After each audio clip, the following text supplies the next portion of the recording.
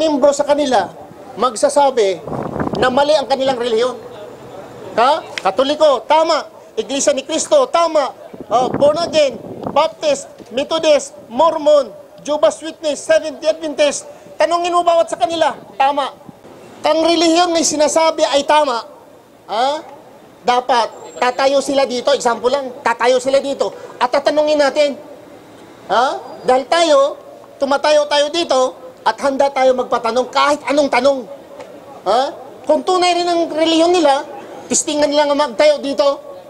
Tatanungin ko lang ng 3 tanong. Kung hindi yan, malupog sa Bisaya pa. Lublob-lupog. Paano ba? Mawad agtoy-tuway ba? Simple lang malumpo.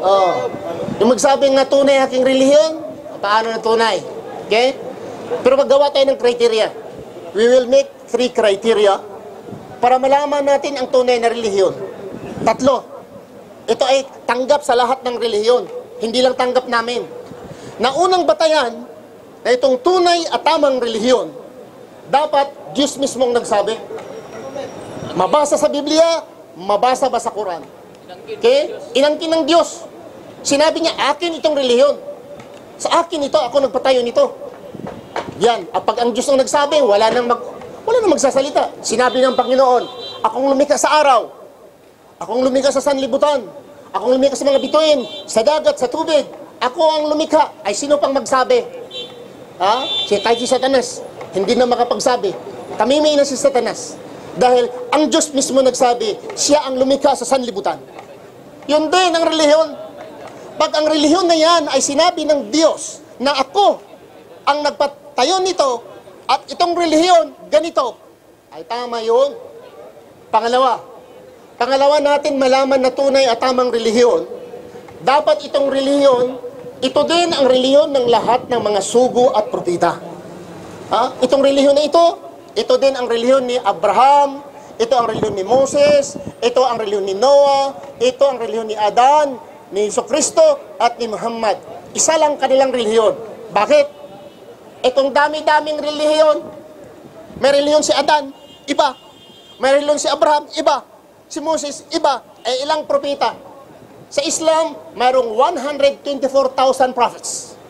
We have 124,000 prophets. If each prophet, they will have one religion, different each other. Can you imagine? Sa paraiso, doon sa langit, ang gulo, nagdebate ang mga propeta. Dahil iba-ibang relihiyon nila. Tingnan mo dito. Sa Quran, we have 25 prophets mentioned in the Quran. In the Quran by name, 25 prophets. Okay? If each prophet will have different religion, naku, ang ingay, ang gulo. Pwede ba yun? Hindi. Bakit? Dahil ang pinanggalingan nila ay isa lamang ang Diyos. Isa ang Diyos ni Adan, isa ang Diyos ni Moses, ang Diyos ni Jesus, ang Diyos ni Muhammad, yun din isang Diyos. There is only one God. Therefore, there must be one religion. Yan ang yun ang pangalawang batayan. Na yung relihiyon ng mga propita, dapat ay isa lang, walang pagkakaiba. Ang pangatlong batayan, na makilala natin ang tunay na relihiyon, ang pangatlong batayan, dapat itong relihiyon na ito ay walang pera. Walang pera, no business. No business, sandali lang. Inunguna ako. Saan ba yung kanina nabuksan? Sorry, pabili na ako.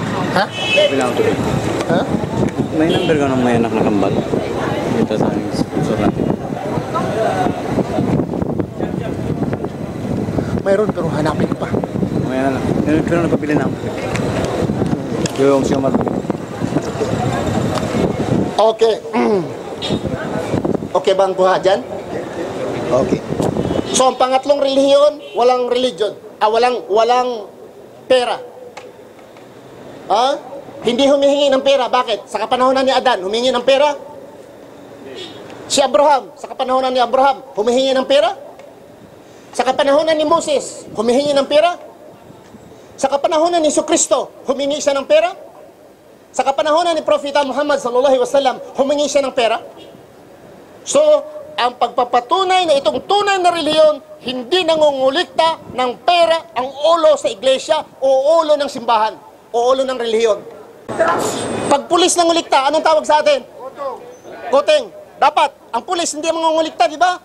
Pag may pulis nangungulikta sa tindahan, nangungulikta sa mga ano dyan sa kalsada, yung sa mga sasakyan, pulis, anong tawag? Kutong.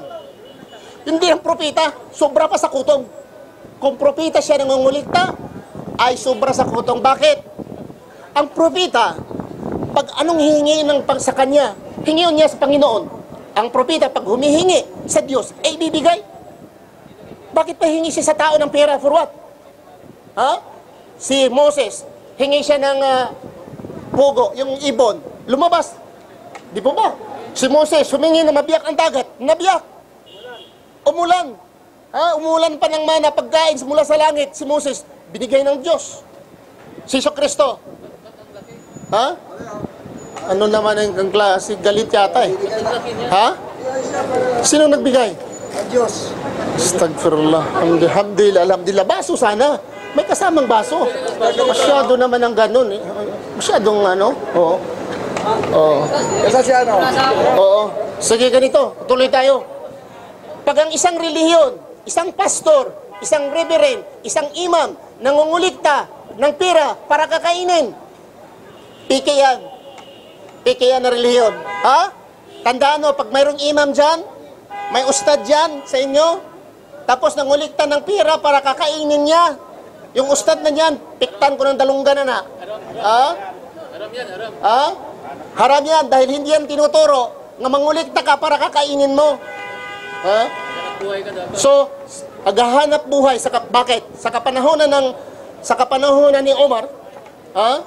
Sa kapanahonan ni Omar, may taong nagdarasal doon sa masjid. Nagdadasal siya palagi.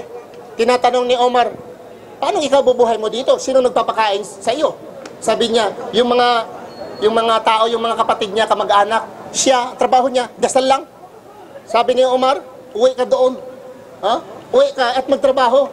Ha? Binigyan ng mahanghang na salita yung tao at nagtrabaho siya.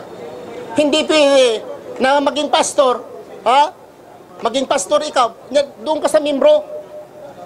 Pero sabihin mo, may sweldo ka, no problem. Kaya sa amin, sinisulduhan kami, hindi galing sa, sa ako mismo mangulikta. Kundi may gobyerno, dito supported kami sa government. Or, ang mga tao ang magbigay contribution. Pero kung sabihin na, bro, tithes, offering, dahil pangailangan sa Diyos, ay, loko-loko, kalukuhan yan. Bakit ang Diyos ay hindi nangangailangan ng tulong?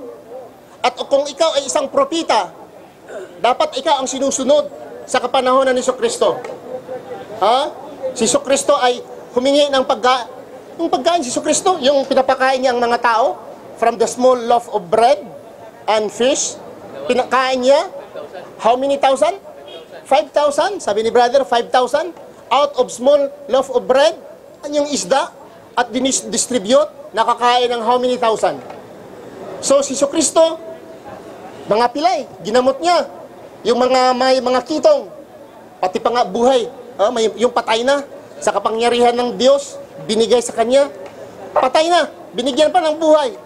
Pagkatapos, kahit barya, hindi humihingi si Kristo, kahit barya. Pero yung simbahan ngayon, walang simbahan na sa mundo na Christianity, except sa Islam. Punta kayo sa Friday, tingnan nyo kung may collection. Lahat ng Kristiyano, walang simbahan sa mundo ng Kristiyano na hindi nangungulikta. Sabado man, nangungulikta. Linggo man, ay nangungulikta. Bakit hindi na-record sa Biblia? Nga sa panahon si Kristo ay nangungulikta, si Moses ay nangungulikta sa panahon ng Sabado o sa panahon ng Linggo. Walang pangungulikta. Pag nangulikta ang isang simbahan o ang isang leader sa simbahan nangungulikta, kung anong rason, yan po ang sinyalis sa mga pike na relihiyon. Fake po yan. Sabi, ha? Kasama ang sobre, no? Oo, ngayon may kasama ng sobre. Noon ng panahon, pinggan. Yung pinggan na tumutunog, pag pinilagay mo, talangang, ganun. Yun ang nilagyan noon. Eh ngayon, kay mahihiyan naman sila. At saka, yung mura na wala ng selfie, yung barya-barya. Ang ibibigay niya sa iyo, sobre. Sobre nilang, lalagyan mo doon. Ibalik mo sobre, walang laman. Maasim ang mukha. Galit pa. Ha? Magano sa mga bus, Mga kapatid, magdasal tayo, bigyan tayo ng proteksyon ng Panginoon. Iayahan ko lahat, ang lahat ay magdarasal po. Tayo para iiwas tayo sa mga aksidente. Pagkatapos ng dasal, lumipat na yung mga sobre.